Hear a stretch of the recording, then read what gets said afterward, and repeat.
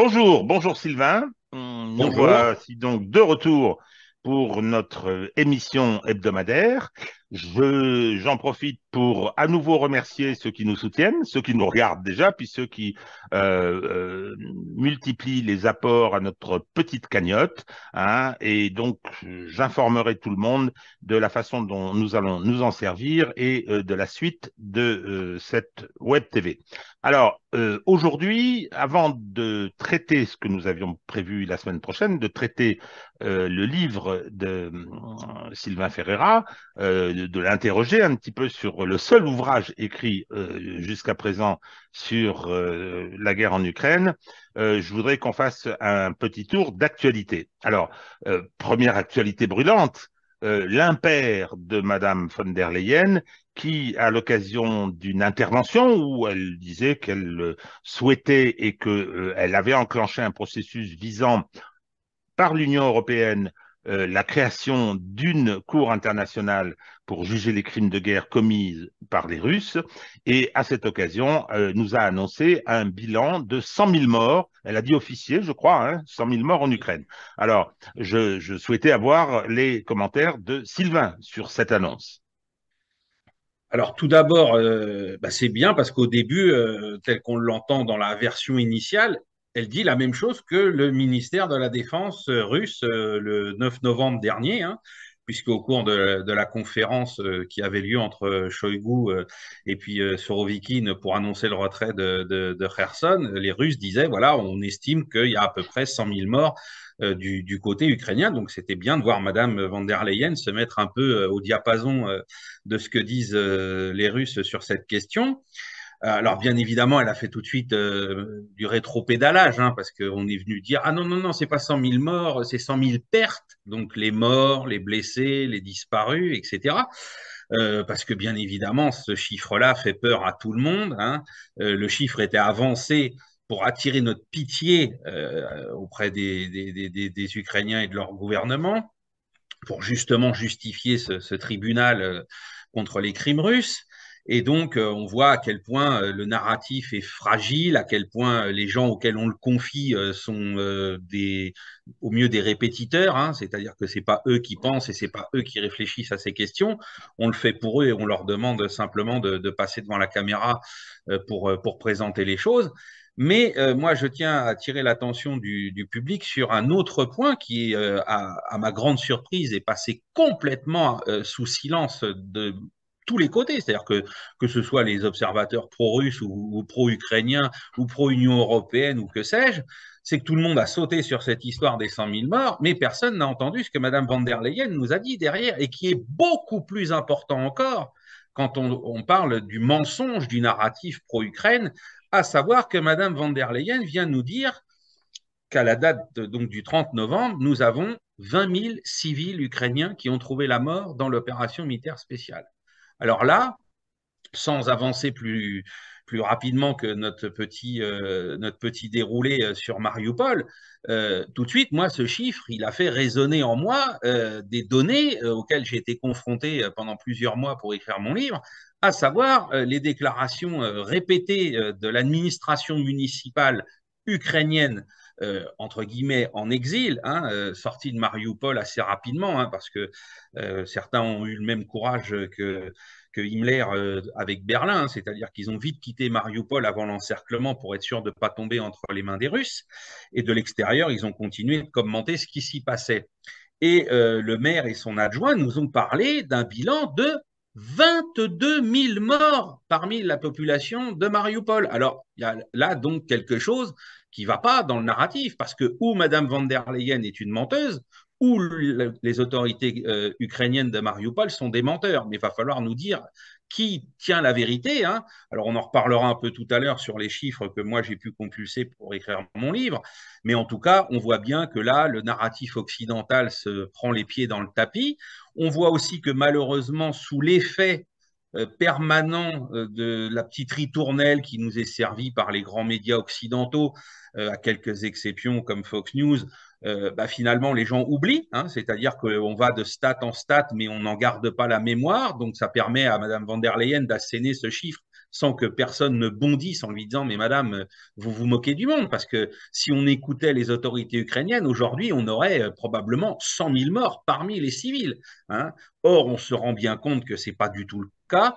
On se rend bien compte que, comme nous l'affirmons sur cette chaîne depuis le début, les Russes ont fait la guerre avec une main dans le dos par rapport aux standards de l'OTAN et de l'armée américaine ces 20 dernières années, et qu'effectivement, Dieu merci, pour la population ukrainienne, malgré les pertes qui seront toujours inacceptables pour ceux qui en sont les victimes, elles sont beaucoup moins importantes que celles qu'on ose nous annoncer à grand renfort de messages médiatiques depuis près de 10 mois. Voilà ce qu'il fallait retenir de cette intervention.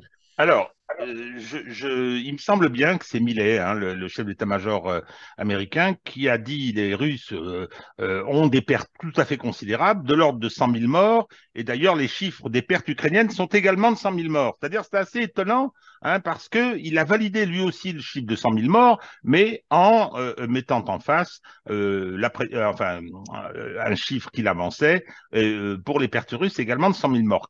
Sur ce chiffre-là, je parle bien des pertes ukrainiennes, qu'est-ce qu'on peut en dire sur la réalité des faits? Ce qu'on voit depuis le début de l'opération militaire spéciale, c'est une volonté affichée par le régime ukrainien de ne pas divulguer ses pertes, d'être le moins transparent possible.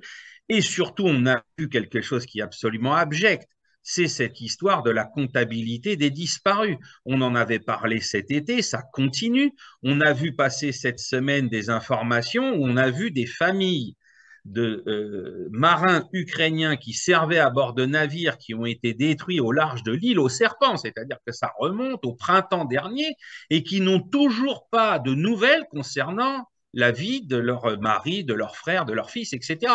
Alors que bien sûr, malheureusement, ces gens-là sont morts. Hein, ils sont au fond de la mer Noire, hein, c'est triste à dire, mais le gouvernement ukrainien ne veut toujours pas les reconnaître comme tels, pour une raison abjecte qui est celle de ne pas avoir à payer les pensions adéquates à l'égard de ces familles. Voilà. Alors, on a vu dans le narratif occidental une volonté d'essayer d'accuser Moscou d'en faire autant. Alors là, ça a été une surprise pour moi de voir ce genre de choses surgir il y a 15 jours dans les journaux français, hein, notamment BFM s'est répandu là-dedans de manière absolument abjecte, comme quoi en Russie, c'est pareil, on ne donne pas les chiffres, etc.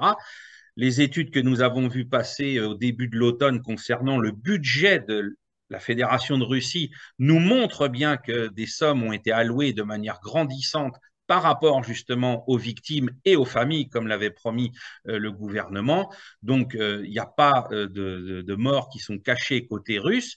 Effectivement, BFM s'était appuyé dans son histoire sur le fait que, en reconquérant le terrain sur Kherson, on avait trouvé à peine une dizaine de cadavres qui n'avaient pas été enterrés.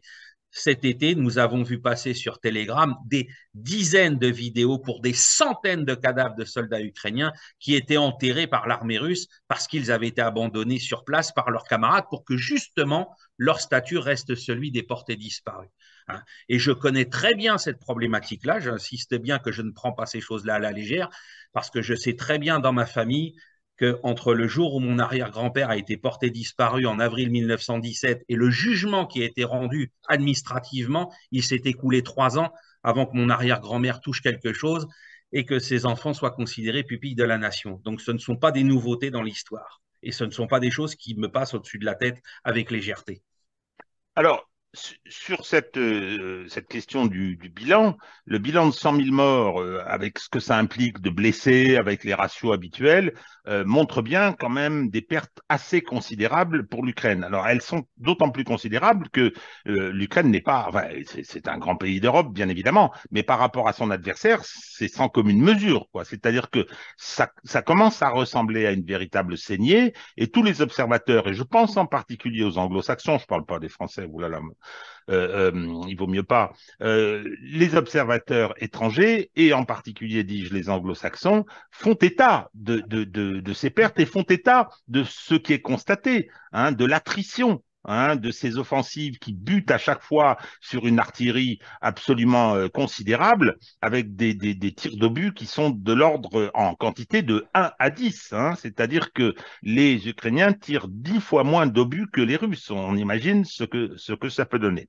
Alors, justement, à propos de ces munitions, à propos de ces obus, c'était le deuxième aspect de l'actualité, c'est celui des fournitures occidentales, dont on apprend à droite à gauche que l'expression familière, les pays occidentaux seraient à l'os. Et quand je dis les pays occidentaux, USA compris.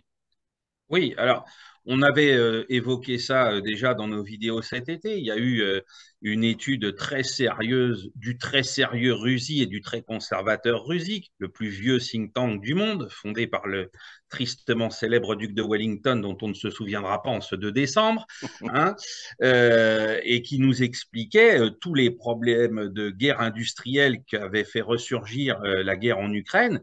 Hein, ce papier datait de la fin du printemps, début de l'été dernier, et où on nous disait, voilà, les pays occidentaux déjà ont des difficultés de production à ce moment-là du conflit, alors que les Russes n'en ont quasiment aucun, notamment grâce au stock absolument effarant hérité de la guerre froide et de l'armée rouge. Et donc maintenant, ben, on voit bien que cette dynamique arrive au bout de son essoufflement. C'est-à-dire qu'on a d'abord sur le terrain l'exemple des Panzerhaubitz, les obusiers automoteurs allemands qui ont été obligés d'aller faire un tour dans les pays baltes pour être remis à niveau. Et puis on s'est rendu compte que finalement, il n'y avait pas les pièces détachées en provenance d'Allemagne, que les tubes avaient subi une usure prématurée parce qu'ils ont été obligés de tirer des centaines de coups alors que d'habitude, c'est des instruments, enfin, ce sont des systèmes d'armes qui, pour la Bundeswehr, ne participent qu'à quelques manœuvres au mieux par an et quelques tirs d'entraînement. Hein. Il a fallu cannibaliser un des véhicules, vampiriser un des véhicules pour arriver à faire fonctionner ceux qui étaient légèrement en panne. Enfin bref, premier problème direct. Ensuite, l'approvisionnement en matériel neuf, c'est-à-dire qu'aujourd'hui, Monsieur Cédric Mass, qui nous dit pourtant que l'armée ukrainienne s'est emparée de quantités monumentales de matériel moderne de l'armée russe dans l'offensive Kharkov-Izium, se réjouit de voir arriver des BMP-1 slovaques sur le terrain. Enfin, on rigole. Hein, on rigole jaune parce qu'il va y avoir des soldats ukrainiens qui vont monter à bord, comme dans nos VAB qu'on avait envoyés il y a 3 mois. Hein, alors qu'en face, on a vu les vidéos des BMP-3 flambant neufs sortant des usines qui arrivent maintenant dans les unités russes. Donc tout ça, c'est sur le terrain. Et puis il y a les munitions. C'est-à-dire que les Américains nous ont dit depuis 2 mois, ça a été confirmé la semaine dernière à 3 reprises par Douglas McGregor, que leurs obus de 155 mm qui servent sur les fameux M777, eh bien, on est arrivé au stock stratégique de l'US Army. C'est-à-dire que là, il faut faire un choix entre prélever sur ce que l'US Army ne doit pas donner à qui que ce soit pour sa propre efficacité si demain elle était appelée à rentrer dans un combat de haute intensité, et les donner aux Ukrainiens pour poursuivre le combat. Donc on a commencé à dire, ah bah tiens, on va peut-être donner des obusiers de 105 mm avec les munitions correspondantes. C'est-à-dire que là, on va encore descendre d'un cran dans la qualité et la modernité pour essayer de donner quelque chose aux Ukrainiens. Enfin, c'est absolument lamentable. C'est d'autant plus lamentable qu'on nous dit sans arrêt que l'armée russe va s'effondrer. Hein. Alors, on a du mal à s'imaginer qu'avec des armes pareilles, elle va s'effondrer si on lui tape dessus avec ça. Enfin, tout est complètement à l'envers dans ce narratif, hein, comme pour les pertes. Et on se demande, bah, la France, ça y est, c'est clair, elle n'a plus rien à offrir, hein, puisque le temps que soient produits les matériels, on vient d'envoyer le dernier lance-roquettes multiple qu'on pouvait offrir aux Ukrainiens, et puis c'est fini. Hein, c'est-à-dire qu'on a offert une pièce quand les Russes, dans ce domaine, en ont des centaines et continuent d'en. Enfin, c'est absolument risible. Enfin, risible quand on est ici. Pour les gens qui sont sur le terrain, ça l'est beaucoup moins. Sur les malheureux effectivement à qui on continue à mentir, hein, en leur disant, en développant ce narratif qui est mot pour mot celui de Zelensky et de ceux qui Et, et, l'entourent. et il faut ajouter quelque chose aussi qu'il faut rappeler qui est déplorable. C'est ce qui s'est encore passé hier soir à Donetsk et cette nuit à Donetsk. C'est-à-dire que les Ukrainiens qui ont peu d'armes, qui ont peu de munitions, continuent d'utiliser une partie de leurs moyens militaires pour frapper des cibles civiles qui n'ont aucun rapport avec le conflit. Il faut maintenant continuer d'asséner ce genre de choses parce que quand on entend ce qu'on nous dit sur un tribunal, des criminels, etc., hier soir, à Donetsk, des Grad 21, donc des lance-roquettes multiples de conception soviétique qui sont encore, semble-t-il, entre les mains des Ukrainiens qui n'ont pas été détruits. Ça doit être les derniers exemplaires qui sont encore en leur possession, ont ouvert le feu sur des cibles qui n'existent pas d'un point de vue militaire. C'est-à-dire qu'on a encore des civils qui ont été tués, des voitures qui ont brûlé, des bâtiments qui ont été endommagés dans des quartiers résidentiels où il n'y avait pas l'ombre d'une troupe russe ou républicaine qui était sur place. Hein. Donc ça, il faut bien le répéter aux gens. Les Ukrainiens nous demandent du matériel, les Ukrainiens nous demandent des munitions, mais le peu qu'on peut leur donner n'est pas uniquement utilisé pour mener une guerre contre l'armée russe et contre les soldats russes, mais d'abord et avant tout pour tuer des civils innocents qui, eux, attendent depuis 8 ans qu'un tribunal international soit monté pour juger les criminels de guerre qui ont commis ces actes. Il ne faut pas non plus oublier cet aspect-là qui est très important. Euh, à ce sujet, justement, on reviendra dans une vidéo postérieure sur la dimension juridique de cette guerre, Oui. sur ce qu'on nous annonce en permanence, on va faire un tribunal international, etc. J'expliquerai à quel point ce sont des pures rodomontades, pas seulement parce que effectivement il y a beaucoup d'inventions dans ce narratif, mais aussi parce que tous ces crimes de guerre, on sait qu'il y en a qui ont été commis, hein, ce sont les interventions américaines depuis 30 ans, et là, personne n'a bougé. Or, ça prive de légitimité toutes les structures, tous ceux qui aujourd'hui viennent dire il faut juger. On ne peut pas juger si on choisit les cibles, hein, au détriment des faits. Donc, et d'ailleurs, c'est assez amusant, enfin amusant, c'est assez intéressant parce qu'on a beaucoup dit que les Russes, en détruisant les infrastructures critiques, hein, de l'Ukraine, c'est vrai qu'ils vont poser des problèmes considérables à la population, et c'est un vrai problème, c'est une vraie question, hein, y compris juridique, naturellement que ces infrastructures servent aussi l'armée, eh bien, on a eu tout un tas de discours nous disant ce sont d'abominables crimes de guerre. Pas de chance, on a retrouvé une conférence qui a été donnée par les gens de l'OTAN à Bruxelles après les bombardements sur la Serbie, où ce raisonnement était tenu. Il faut détruire les infrastructures énergétiques, la fourniture de l'eau, etc., parce que ça pourra être utile à l'armée serbe qui fait toutes les horreurs passablement inventées comme prétexte à l'intervention au Kosovo. Voilà. Donc, effectivement, là-dessus, une fois de plus, on se retrouve confronté à un narratif qu'il est nécessaire, hein, c'est ce qu'on essaye de faire ici, un petit peu d'éclaircir. Euh, J'ajouterai un dernier élément qui nous est aussi arrivé hier au sujet de ces bombardements d'artillerie sur Donetsk. Hein, c'est la grande conférence de presse de Sergueï Lavrov qui nous a dit, voilà, ça fait 10 mois que nous récupérons sur le terrain des documents qui appartenaient à l'armée ukrainienne, qui appartenaient aussi à la mission de l'OSCE, hein, donc des observateurs internationaux qui avaient été envoyés dans le Donbass depuis 2015 pour vérifier la mise en place des cessez-le-feu. Et qu'apprenons-nous de ces documents? C'est que les observateurs internationaux de l'OSCE, majoritairement militaires de formation dans les armées occidentales et dans les armées de l'OTAN, ont servi d'observateurs d'artillerie pour tirer sur les populations et sur les troupes des républiques séparatistes.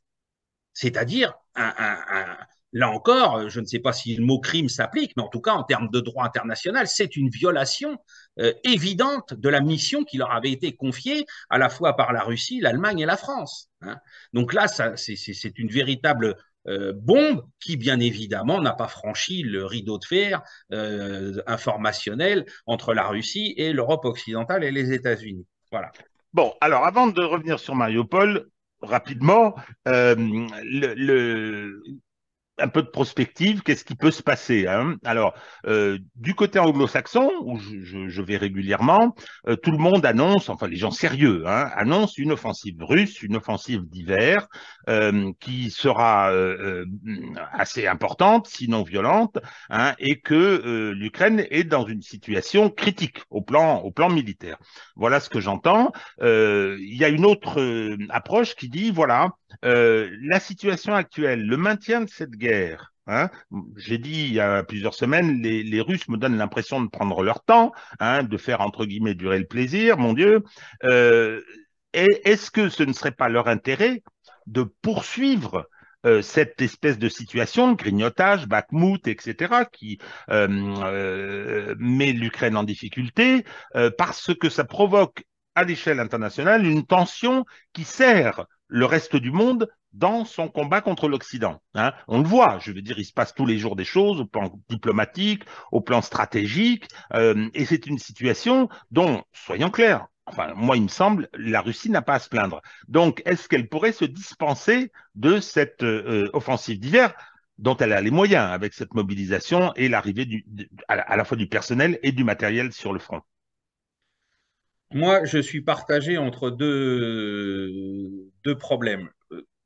Bon, moi, je pense que cette offensive doit avoir lieu, notamment par rapport à ce problème qu'on vient d'évoquer, qui est la situation des populations de Donetsk, hein, qui en sont bientôt donc à leur 8e hiver d'affilée sous les bombardements ukrainiens, sans eau et sans chauffage. Hein. Eux, ils n'ont pas d'eau, pas de chauffage depuis 8 ans. Là, il n'y a personne qui s'en est jamais ému de ce côté-ci, alors que dès que Kiev perd quelques heures d'électricité, là, tout le monde pleure en nous disant, mon Dieu, les Russes, c'est les méchants, hein, parce que ça aussi, il ne faut pas l'oublier. Il ne faut pas oublier que les Ukrainiens ont coupé le robinet d'eau d'approvisionnement à toute la Crimée comme une arme de guerre, eux aussi. Hein, tout le monde fait la guerre avec les moyens dont il dispose. Alors, quand c'était les Ukrainiens depuis 8 ans, ça gênait personne. Aujourd'hui, Vladimir Poutine est pire qu'Adolf Hitler dans ce domaine. Donc, il fallait aussi rappeler ça. Donc, moi, je pense qu'à l'égard des populations, il est pressant que les Russes agissent de manière radicale. Et d'abord pour ces populations-là, ensuite pour les populations russes qui ont consenti le départ de leurs frères, de leurs pères, de leurs fils pour cette mobilisation partielle, hein, parce que non seulement il y a le coût, bien évidemment, financier, économique, de tenir 300 000 hommes en activité comme ça aux frais de l'État, c'est pas rien, c'est pas une paille, comme on dirait. Hein, et puis, il y a le coût, bien évidemment, social vis-à-vis des familles, et on ne peut pas maintenir ces gens-là indéfiniment sur le front ou pas loin du front sans qu'ils agissent en espérant que tout s'effondrera tout seul. Je pense qu'à un moment donné, alors peut-être le pourrissement peut-il encore continuer parce qu'avec les problèmes rencontrés dont on vient de parler, les munitions, l'attrition, etc., il y aura peut-être bientôt plus qu'à vraiment mettre un coup d'épaule, mais alors sans grand effort, hein, pour que l'armée ukrainienne s'effondre. Hein. Ça, c'est tout à fait possible. Mais je pense qu'il faudra passer par une opération au sol à un moment ou un autre, fût-elle plus proche d'une blitzkrieg que d'une offensive sur plusieurs semaines. Mais voilà, il va quand même, à mon avis, falloir y passer, même s'il est vrai qu'un effondrement n'est pas non plus à exclure et que finalement, les Russes finissent par prendre le fruit de leurs efforts assez facilement. Moi, ce qui me fait pencher dans l'idée qu'il y aura une offensive, c'est que les Occidentaux ne lâcheront pas. Hein, Biden ne cesse de le répéter, il ne peut y avoir de victoire russe. On a le chancelier Scholz qui a voulu rentrer dans les bottes du petit caporal autrichien en nous informant que jamais la Russie ne devrait triompher sur le théâtre des opérations militaires. Alors là, même, au, même, même en janvier 1943, quand Goebbels a annoncé la guerre totale, jamais on n'a entendu une imbécilité pareille dans la bouche d'un chancelier allemand. Hein. Là, on rentre dans un monde qui n'est plus le monde de la réalité, malheureusement. Hein, parce que là, comme le dit le colonel MacGregor, avec plus de 500 000 hommes, encore probablement 1500 chars, etc. Enfin, vu l'état de l'armée ukrainienne et vu que nous sommes à l'os pour l'aider, c'est plié, hein, c'est clair. Alors reste à savoir le délai et le comment, mais c'est tout, c'est tout. Alors, avant, bon, on va venir à Mariupol. Alors, petite indication. Le système Zoom fait que on vous coupe la parole au bout de 45 minutes. Hein. Si jamais ça arrive, ne vous inquiétez pas, on reviendra. Hein. Enfin, c'est pas en direct, donc vous vous en apercevrez à peine. Hein. Mais voilà, ça sera probablement au-delà de 45 minutes. Je voudrais également ajouter à ce sujet que j'ai vu circuler une carte qui est assez étonnante et assez intéressante sur ce qui pourrait être, hein, il faut prendre beaucoup de précautions, l'objectif russe, c'est-à-dire la conquête de la totalité du Sud et l'installation d'une zone démilitarisée à la coréenne, hein, assez large pour mettre les républiques nouvelles, enfin, qui ont été désormais incorporés au territoire de la Russie, pour les mettre à l'abri de l'artillerie, pour mettre à l'abri la Russie, d'avoir ce tampon. Hein, je ne sais pas si ce serait réalisable. En tout cas, ça mérite de jeter un petit coup d'œil dessus. Bon, donc on va parler du livre de Sylvain. Je vais, avant ça, avant de lui passer la parole sur le bouquin, rappeler que sur le domaine militaire, depuis le déclenchement de l'offensive, on a vu défiler sur les plateaux tout un tas d'experts, de gradés, y compris avec le chef d'état-major des armées qui a fait des communiqués, hein, de gens qui ont relayé scrupuleusement la propagande de Kiev et la propagande des États-Unis. C'était assez impressionnant et qui, à mon avis, se sont déconsidérés pour les uns, déshonorés pour les autres. Le seul qui a la compétence et qui a pu donner effectivement une autre approche, qui a pu essayer d'appréhender et de permettre d'appréhender le réel, c'est Sylvain. Il est seul. Vous pouvez réfléchir. Là, il y a effectivement des gens qui viennent. Il y a, je pense à des généraux en retraite, mais qui souvent font de la géostratégie. Mais pour venir sur le terrain, hein, la guerre sur le terrain, la dimension strictement militaire, il est le seul. Et c'est ça qu'il a, cette compétence particulière qui l'a amené à écrire ce livre sur Mariupol. Donc, première question que je vais lui poser, puis après on va le laisser dérouler, c'est pourquoi est-ce qu'il il a eu envie de se pencher, de faire un travail exhaustif. Alors, j'en profite pour vous dire, il faut acheter ce livre, hein, ceux qui ne l'ont pas déjà fait. Hein. Donc, on fera une interrogation écrite à la fin. Hein. Donc, il faut acheter ce livre. Il n'est pas très long, hein, mais il donne une vision d'une guerre, d'une bataille qui est nouvelle en Europe, hein, depuis très très longtemps. Hein. On n'avait pas eu des opérations de ce type. Alors, qu'est-ce qui lui a donné envie d'écrire ce livre? Bon, alors, juste une petite chose, je vais quand même saluer mon camarade Philippe Migaud pour ce qu'il a fait sur CNews, sur le plan militaire au début du conflit et ce qu'il commence à refaire de temps en temps quand on veut bien lui donner un micro, parce que lui aussi, il a quand même avancé deux, trois petites choses sur le plan militaire, sur une chaîne d'information grand public. Bon. Moi, ce qui m'a donné envie d'écrire ce livre, c'est qu'avec Veille stratégique, ça fait plusieurs années qu'on suit ce qui se passe, notamment en Syrie et en Irak, avec les nombreuses batailles urbaines qui s'y sont malheureusement déroulées, hein, Alep, Mossoul, etc., hein, où on s'est dit, bon, voilà, il y a à nouveau des grandes batailles en milieu urbain qui se sont déroulées. Et là, ben, Mariupol, c'est la première fois qu'on se retrouve dans un système de combat en milieu urbain avec deux armées qui sont de conception équivalente, hein, c'est-à-dire une armée russe moderne et puis une armée ukrainienne qui a été largement formée par l'OTAN et équipée de matériel moderne. Donc, pour moi, il fallait essayer de comprendre ce que ça allait nous apporter dans l'étude de la guerre en milieu urbain par rapport à ce que Mossoul, notamment, qui était la dernière grande bataille en date, nous avait apporté. Donc, je me suis dit, voilà, qu'est-ce qu'il y a de nouveau, qu'est-ce qu'il y a de différent, qu'est-ce qu'on peut en tirer comme conclusion supplémentaire.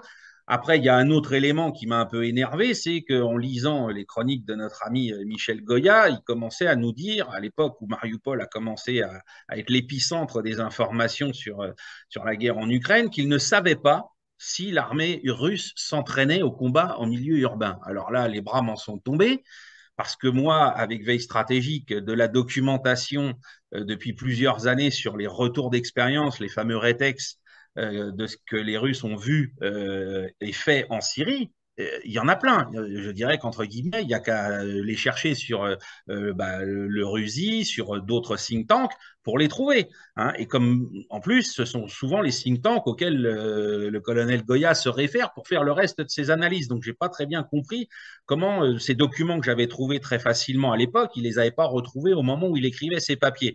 Ce qui a commencé à me mettre la puce à l'oreille sur le sérieux de ses analyses par rapport à ce conflit. Donc voilà, donc je me suis dit, il faut à tout prix comprendre. J'ai réalisé à quel point, donc là, dans le détail, j'ai lu tous ces rétextes et toutes les analyses faites par des anglo-saxons sur ces rétextes, parce que c'est ça qui est très important, c'est que ces rétextes russes sur la Syrie ont été examinés par des officiers anglais, américains, etc., et qu'ils en ont fait des synthèses et qui nous disent, voilà, les Russes en sont à tel stade, etc.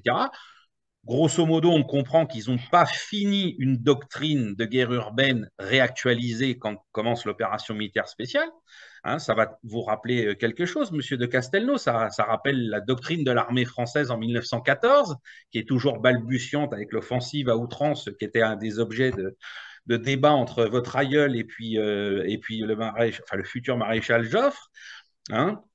Et donc aujourd'hui, on voit que bah voilà, les Russes étaient dans cet état-là, c'est-à-dire qu'ils avaient fait plein de retours d'expérience, ils avaient commencé à mettre en œuvre dans certaines unités de l'instruction pour pouvoir anticiper ce combat en milieu urbain nouveau, hein, qui n'était plus celui de Stalingrad, ni des grandes batailles suivantes pendant la Seconde Guerre mondiale, et puis que certaines autres unités avaient pas été aussi loin, que d'autres avaient recommandé. Par exemple, on a certains rétextes qui nous parlent de la robotisation du champ de bataille urbain, comment utiliser des petits robots pour pallier les problèmes que peuvent rencontrer les soldats sur le terrain, etc. Alors, le gros souci qu'il y avait dans tous ces rétextes, c'est qu'ils concernaient une guerre asymétrique contre des unités de djihadistes ou de terroristes. Hein. Là, la grande nouveauté à Mariupol, c'est qu'on allait s'affronter à nouveau du fort au fort, et comme je l'ai découvert, bah, contre d'anciens frères d'armes dans certains cas, parce qu'on va avoir ces unités côté ukrainien, bon, bien sûr, Azov, et puis la brigade de fusiliers marins, qui est composé donc de types qui étaient bah, avec d'autres Ukrainiens jusqu'à la séparation de la Crimée en 2014, qui eux ont préféré rester dans l'armée russe, hein, enfin plutôt partir dans l'armée russe et qui vont se retrouver face à eux avec les fusiliers marins russes, hein, avec le fameux Stourna, là, qui nous a l'homme au sac rouge, hein, qu'on a vu à plusieurs reprises. Et Struna, pardon, pas Struna, Struna. Et voilà, et donc on va se retrouver avec, surtout dans cette configuration de cette grande ville, de ce port stratégique, etc., avec une parité quasiment totale en termes d'effectifs au sol. C'est-à-dire qu'on va être à peu près 12 000 combattants russes et alliés contre 10 000, entre 8 et 10 000 Ukrainiens dans cette bataille. Alors ça aussi, c'est pareil, c'est une très grande nouveauté. C'est-à-dire qu'à chaque fois qu'on a des guerres qui se terminent ou qui commencent sur une grande ville, on va essayer du côté de l'assaillant d'avoir au minimum un rapport de force de 2, voire 3 contre 1 en effectif pour être sûr de pouvoir arriver au bout. Parce que la défense en milieu urbain, c'est ce qu'il y a, entre guillemets, je dirais pas de plus simple, mais de plus avantageux. S'il y a un terrain qui favorise le défenseur, c'est bien la ville. Hein. Et donc là, en plus, une ville dans laquelle se trouve ce complexe complètement hors norme d'Azovstal, avec ces galeries, ces abris antinucléaires qui datent de l'époque soviétique, qui sont immenses, puisqu'ils pouvaient accueillir jusqu'à 40 000 ouvriers du complexe sidérurgique. Et donc, on se dit, mais comment, avec à peine 12 000 hommes, dont certains sont des miliciens de la République populaire du Donetsk, hein. Alors certes, c'est des soldats aguerris par les combats depuis 8 ans, mais ce n'est pas des soldats professionnels. Comment vont-ils faire pour arriver à déloger une brigade de marine ukrainienne qui est formée de soldats très compétents, plus les fanatiques d'Azov, hein. Alors on va nous dire, ah bah oui, bah, ils vont raser la ville. Alors bah non, c'est pas si simple que ça. Hein, effectivement, il va y avoir une utilisation de l'artillerie pour arriver à déloger les nœuds de résistance ukrainiens. Hein, les Ukrainiens vont jouer au chat et à la souris, comme l'avaient fait les Soviétiques en leur temps dans Stalingrad pour empêcher l'armée allemande d'avancer facilement. Hein, c'est-à-dire que chaque recoin, chaque carrefour, chaque bâtiment peut se transformer en point d'appui et qu'il faut un par un grignoter peu à peu, mais bien évidemment en faisant attention à ne pas tuer à tout bout de champ les civils qui sont là. Alors on découvre aussi, on se rappelle pour certains comme moi, que Mariupol est une ville qui, en 2014, s'est quand même soulevée en faveur des séparatistes. Hein. Donc c'est une ville dans laquelle il y a quand même, je ne sais pas si c'est la totalité, mais une forte majorité de gens qui sont favorables à la Russie, qui sont favorables à la République populaire du Donetsk. On aura postérieurement à la sortie de mon livre, un prisonnier ukrainien qui va en témoigner Absolument. sur LCI, qui va dire, voilà, ah ben non, mais autour de nous, les gens, ils étaient favorables aux Russes, ils n'étaient pas favorables à l'armée ukrainienne.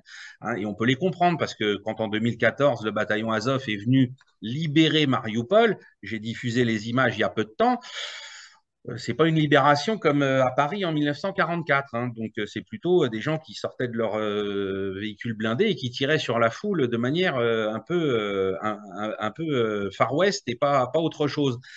Donc voilà, on a une population qui va finalement donc servir de bouclier aux Ukrainiens. Hein.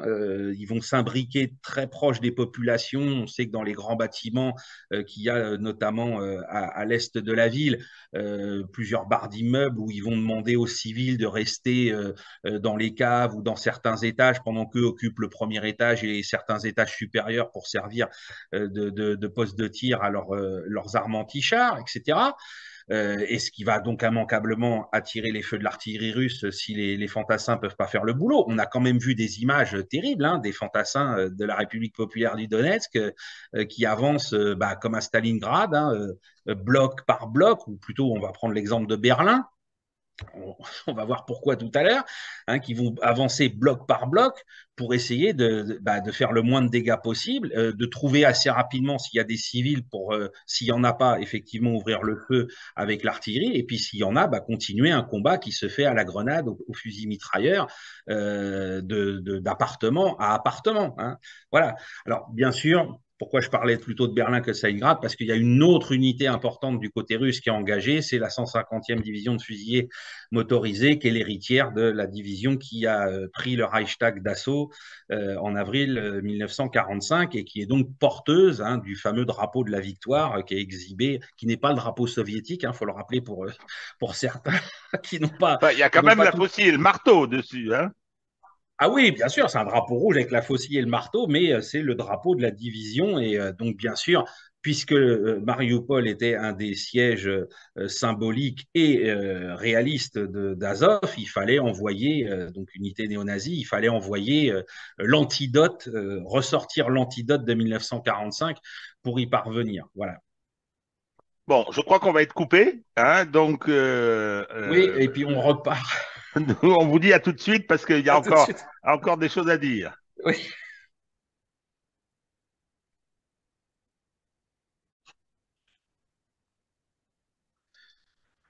Donc, en ce qui concerne les troupes du côté russe, hein, donc symboliquement la 150e division de fusiliers motorisés, et puis une unité à laquelle tout le monde pensait au début des opérations et qui est arrivée entre guillemets sur la deuxième partie au mois de mars, qui sont les Tchétchènes de la garde nationale, hein, les troupes de Kadyrov, qui ont donc une double casquette, casquette de combattants bien sûr en milieu urbain, hein, l'expérience de la guerre en Tchétchénie, et puis casquette de troupes des situations d'urgence, hein, en Russie, c'est-à-dire aide aux populations, etc. Donc là, on a vu encore une autre phase, bien sûr des combats acharnés. Les Kadyrovsi étaient les seuls à pouvoir, avec les troupes de la RPD, se filmer. Hein. Les troupes russes n'ont pas le droit, et encore maintenant, au téléphone portable pour éviter de se faire repérer bêtement. Et donc, les Kadyrovsi ont eu la possibilité de le faire. Et alors, ils ont inondé Telegram de vidéos quasiment plusieurs fois par jour pour montrer ce qui se passait là-bas. Et donc, outre les combats, on a vu aussi l'aide aux populations civiles, hein, c'est-à-dire qu'on a vu ces grands gaillards barbus qui crient à qui veulent l'entendre Ahmad Silla ou Allah Akbar, Ah, là, porter, aussi, oui. voilà, Allah Akbar aussi, porter assistance aux populations. Hein, donc il y a eu cette fameuse scène, bien évidemment, de cette babouchka qui, les entendant arriver, a dit j'ai compris que j'étais sauvé et libéré. Et En donc il s'est, entendant voilà, Allah Akbar, je me suis signé, hein, voilà, parce que j'ai su que j'étais sauvé, ce qui est voilà. quand Donc même extraordinaire. Oui. seul le peuple russe peut comprendre ce genre de choses. Nous, ça nous dépasse un petit peu. C'est le moins qu'on puisse dire. Donc voilà pour les troupes en présence. On va avoir des combats donc de très haute intensité qui vont se dérouler fin février, tout au long du mois de mars et sur les 3 premières semaines du mois d'avril.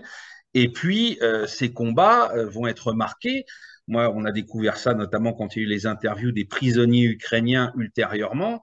Les Ukrainiens donc continuent d'avoir quelques blindés, hein, des chars T-64 notamment, de l'artillerie, c'est pas négligeable, hein, parce que quand on nous dit les Russes ont tiré de manière non discriminée sur les immeubles d'habitation, bah, les Ukrainiens en ont fait autant, parce que quand on est dans ce genre de combat, on n'a malheureusement pas le choix. Hein, je ne pense pas qu'il y ait eu des volontés délibérées de tirer civil, mais quand on doit prendre un bâtiment ou en défendre un, malheureusement, des fois, on choisit ses camarades avant de penser aux populations alentours. C'est triste, mais c'est la guerre. Donc voilà, on a des combats donc, qui vont se dérouler très lentement, parce que quand on attaque avec quasiment une parité numérique entre l'assaillant et le défenseur, c'est très compliqué sur une ville donc une superficie aussi importante où il y a deux ports, un port de pêche, un port commercial, où il y a Azovstal. La mission initiale qui est posée aux forces russes et alliées, au départ, elle paraît même impossible quand on voit ce rapport de force numérique. Certes, il y a l'avantage en termes d'appui, c'est-à-dire que bien sûr, l'artillerie russe est plus nombreuse. Bien sûr, il peut y avoir des missions d'attaque au sol par l'aviation. Il n'y en aura pas beaucoup. Hein. Il y aura surtout des grands bombardements à la fin stratégiques sur le complexe Azovstal qui détruira d'ailleurs, je l'ai appris plus tard, ce qui restait du matériel, du parc motorisé du régiment Azov, qui n'a finalement pas beaucoup servi. Mais on va surtout avoir de l'artillerie et puis donc après du combat très rapproché. Je ne pense pas au corps à corps, mais pas loin, hein, en tout cas à jet de grenade, ça c'est sûr. Hein, les images qu'on a pu voir nous l'ont prouvé. On va voir les Russes utiliser des tactiques rodées, hein, c'est-à-dire un char, un véhicule blindé d'infanterie sans les fantassins à bord, hein, les fantassins suivant derrière à pied. On repère avec un drone une position ukrainienne. On envoie le char pour commencer à réduire les défenseurs au silence. Si ça marche plus ou moins, ou en tout cas qu'on a vraisemblablement neutralisé les armes anti-chars ou les armes lourdes, on envoie le véhicule BTR 82 avec son canon de 30 mm finir encore un peu plus le travail, et puis on envoie les fantassins conquérir ensuite la position. Et tout ça, ça se fait à une très petite échelle. Hein. Les images qu'on a vues, notamment avec Struna, c'est donc un char, un BTR, et maximum allez, 20 ou 30 fantassins, c'est-à-dire à peine un peloton, hein, et c'était plutôt 20 que 30. On va avoir aussi une grosse dépense d'armes anti-chars, non pas pour tirer sur des chars, mais pour tirer sur des positions dans les bâtiments, parce que les bâtiments durs, si on est un fantassin, c'est pas avec une Kalachnikov qu'on va les réduire. Il faut donc utiliser des armes anti-chars. Donc on a vu pas mal de scènes aussi où les fantassins russes ou tchétchènes ou RPD utilisaient leurs armes anti-chars contre les bâtiments. On est finalement, encore une fois, comme à Berlin en 1945, hein, sauf que les armes sont plus modernes, avec des portées qui sont différentes et un impact létal, bien évidemment, qui est beaucoup plus élevé. Mais vu qu'on est avec cette parité numérique, tout ça, c'est un petit grignotage qui va se faire peu à peu, semaine après semaine. Vraisemblablement, on peut considérer que vu les vraies pertes civiles qui sont annoncées par l'ONU et qui ne dépassent pas les 3000 morts, il y a une volonté aussi quand même de préserver les populations tant que ça ne mettait pas en cause les soldats. Et donc, on va avoir ce combat qui va se terminer, ce combat de titan, parce que les brigades, enfin la brigade de fusiliers marins ukrainiens va vraiment offrir une résistance héroïque aux assaillants. Certaines troupes d'Azov aussi, semble-t-il, vont vraiment se battre jusqu'au bout sur leur position. On va avoir des secours, alors qui vont poser des questions sur leur nature, hein, héliportées, des tentatives d'héliportage de munitions, de vivres, etc., de médicaments, mais on ne sait pas si dans ces héliportages restera toujours en suspens les histoires d'évacuation d'officiers des services actions occidentaux qui auraient été attachés à la garnison ukrainienne. Hein. Ça, pour le moment, il faudra attendre peut-être encore des années pour en apprendre un peu plus. Était-ce des rumeurs ou était-ce fondé? On ne le sait toujours pas. Mais en tout cas, voilà, vers la mi-avril, la situation en termes de munitions devient complètement intenable pour les fusiliers marins ukrainiens qui n'auront d'autre solution que de se rendre peu à peu. Hein. On verra des scènes assez drôles, entre guillemets, entre ceux qui viennent de se rendre et puis les Tchétchènes, hein, qui nous disent que d'un seul coup, tous les soldats ukrainiens qui sont face à eux sont devenus des secrétaires ou des cuisiniers, mais pas des combattants, pour éviter probablement des problèmes justement sur les crimes de guerre qui auraient pu être commis par le côté ukrainien. Et puis ensuite, on va avoir l'agonie pendant un mois de la garnison d'Azovstal, composée pour la majorité des survivants du régiment Azov, qui vont nous offrir non pas une résistance armée, puisque finalement Vladimir Poutine va interdire l'assaut contre Azovstal, hein, va dire voilà, on va les laisser là jusqu'à ce qu'ils soient obligés de se rendre, on va pas gaspiller des vies de soldats russes ou tchétchènes pour prendre ça d'assaut, c'est pas la peine. Bon, bah, je pense que pour certains aficionados du Troisième Reich, ça fait pas le figure par rapport à ce qui s'est passé à Berlin en 1945. Hein. Ils sont pas vraiment morts les armes à la main comme leurs glorieux aînés dont ils se revendiquent tant. Hein. Ils sont sortis les bras en l'air, les tatouages bien évidents, pour prouver au monde que tout ce que disait la propagande russe sur la présence de néo-nazis en masse dans la garnison d'Azovstal n'était pas de la propagande, mais était malheureusement une triste réalité. Voilà, donc c'est un peu comme ça qu'on peut résumer le déroulé. Et la grande leçon, bah, c'est la communication autour de cette bataille. En Occident, on a héroïcisé, alors c'est ça qui est fou, et qui, moi, enfin, ça me reste en travers de la gorge au vu de ce que j'ai lu pour écrire mon livre, c'est que bah, les fusiliers marins ukrainiens, ils ont disparu du récit. Hein. C'est-à-dire qu'on a transformé des néo-nazis ukrainiens en héros. Quant au niveau du combat, bah, finalement, ils n'ont pas fait grand-chose. Et on a oublié les fusiliers marins ukrainiens qui, eux, ont fait leur devoir pour leur patrie et personne ne pourra leur en tenir rigueur, bien au contraire, et qui, eux, sont passés à la trappe du récit des médias occidentaux, hein, qui nous ont fait, qu'on presque essayé de nous faire pleurer sur Azovstal et sur sa garnison de néo-nazis. On a BHL qui vient nous dire que c'est l'affiche rouge. Bon, voilà, alors là, je ne sais plus, je ne comprends pas. Alors, je pense que les descendants de Manoukian ici n'ont pas apprécié.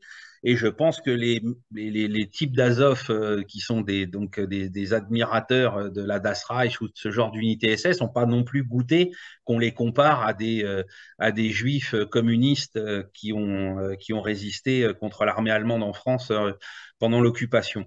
Voilà, on avait atteint ce niveau de délire-là. Ce qui est intéressant, c'est qu'effectivement, la défense par les fusiliers marins ukrainiens a offert un répit sur le reste du front du Donbass, parce que ça a mobilisé beaucoup de 12 000 hommes des troupes russes, c'est quand même important, hein, autour de cette ville, au lieu d'aller exploiter d'autres victoires tactiques ailleurs. Donc ça, c'est vraiment une réussite pour les Ukrainiens. Et puis d'avoir attiré l'attention du monde entier, hein, puisque tous les jours, on parlait de Mariupol à la télévision. Maintenant, ce qu'il faut comprendre, c'est que c'est aussi une victoire russe avant toute chose, et dans des conditions qui n'ont jamais été vues dans l'histoire militaire moderne, c'est-à-dire un assaut à 1,2 contre 1 d'une ville aussi grande que Mariupol, avec donc des défenseurs aussi costauds. Eh bien, il a fallu 2 mois pour la réduire. Voilà, hein, un tout petit peu plus de 2 mois. Et encore, j'inclus l'histoire enfin, je n'inclus pas l'histoire, pardon, d'Azovstal dedans, parce que ça, il n'y a plus vraiment de combat en soi. Et même si on doit ajouter ça, ça fait 3 mois. C'est dérisoire par rapport à la taille de la ville et par rapport aux moyens qui ont été engagés par les Russes et qui nous montrent bien, contrairement à tout ce qu'on veut nous faire croire, que les Russes ont commencé cette opération spéciale avec des moyens qui sont ceux d'une opération militaire spéciale et pas ceux d'une guerre totale. Hein. Je rappelle, puisqu'on parlait du pourquoi de ce livre, pour Mossoul, les alliés, hein, la coalition emmenée par les États-Unis, pour réduire autant de défenseurs à Mossoul, environ une dizaine de milliers de djihadistes, ont mobilisé plus de 100 000 hommes pour y parvenir. 100 000 hommes pour attaquer à 10 contre 1. Et il aura quand même fallu 9 mois de combat acharnés. Il aura quand même fallu, comme à Mariupol, détruire 70% de la ville, y compris, je le rappelle, à Mossoul, des trésors historiques et culturels du monde islamique. Hein, notamment la bibliothèque. Hein, ça, c'est passé pour perte et profit parce que, bon, comme d'habitude, ça n'intéresse pas les Occidentaux hein, dans ces cas-là. Mariupol a vraisemblablement aussi été détruite à 60-70%. Hein, ça fait pas de doute là-dessus. On sait qu'aujourd'hui, il y a déjà beaucoup de chantiers de reconstruction qui sont terminés et qu'il y en a beaucoup d'autres qui vont bientôt l'être. Donc, on a une victoire russe notable sur une bataille en milieu urbain et qui est d'autant plus notable que, comme je l'ai dit au départ, ils n'ont pas une doctrine arrêtée. hein. C'est-à-dire que ce sont des gens qui sont arrivés là avec une doctrine qui est en ébullition, qui est en balbutiement, qui n'est pas donc entérinée définitivement par toutes les unités de l'armée russe ou ses alliés. Et donc, ils parviennent à un contre un à prendre cette ville quand, là encore, à Mossoul, en 9 mois, à 10 contre 1, avec une doctrine arrêtée en guerre urbaine, hein, la doctrine de l'US Army que tout le monde vante, que tout le monde nous a porté au pinacle en disant voilà, c'est la meilleure, etc., etc. Eh bien, là, on nous dit, bah non, alors ils ont une doctrine qui n'est pas arrêtée et eux, en 3 mois, ils réussissent à mettre une garnison d'environ 8500 à 10 000 hommes en fonction des estimations, les forcer à la reddition. Donc ça, c'est aussi une grande leçon pour l'histoire militaire, hein, et pour la doctrine russe, de comprendre ce qui s'y est passé, de reconnaître que cette victoire est tout à fait remarquable. Ensuite, il y a une autre victoire là de communication qui est remarquable, bah, c'est les Kadyrossi. C'est-à-dire qu'ici, à cause du nombre de vidéos quotidiennes qu'ils publiaient, on nous a dit c'est des TikTok warriors. Oui, oui, très bien, très bien. Sauf qu'on a oublié que ces vidéos, elles n'étaient pas destinées à l'adolescent prépubère occidental qui joue à Call of Duty en pensant que c'est la guerre.